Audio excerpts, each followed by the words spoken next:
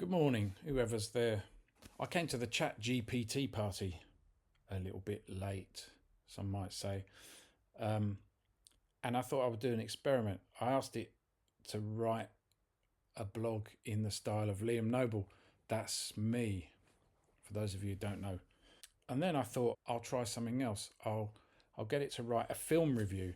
Now, I wrote a film review of a film called High Life by Claire Denis, director, with Juliette Binoche, and I sent it to somebody. It's never been on the internet, so I thought if I ask it to write that review, it can't search for it, so it'll just have to base it on other things. Anyway, this cracked me up. It made me think, if this is what I'm writing like, this is a blooming disaster. I'm going to have to up my game. So listen to this, right? High Life, that's the name of the film. A cosmic etude in black silence, reviewed in the style of Liam Noble. Claire Denis's High Life opens like a slow note on a broken piano. Not quite in tune, not quite out, just hanging there, waiting. There's Robert Pattinson mopping the deck of a spaceship that looks more like a prison corridor than Kubrick's gleaming cathedral. A man alone, except for a baby, orbiting nowhere. Space here isn't majestic, it's a kind of detention.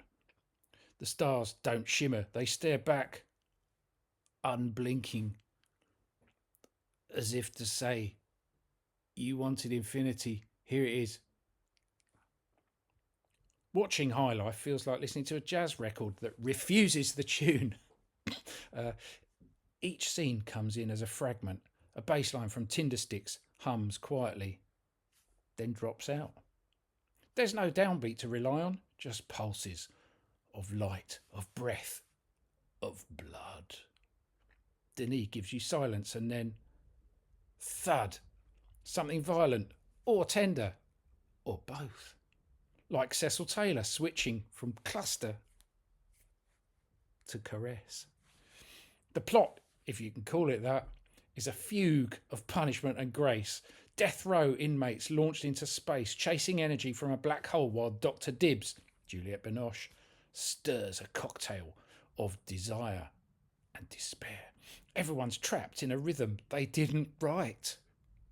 Sex becomes ritual, not pleasure, procreation, an experiment, love, a ghost in the machinery. Ooh, it's the blues of the cosmos, no promise of redemption, but the beauty's in the struggle to phrase it anyway. What did I can't go on. Anyway, basically, like,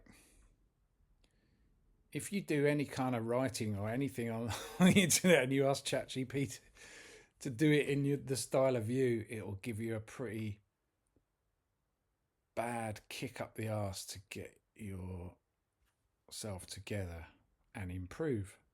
So thank you, Chat GPT.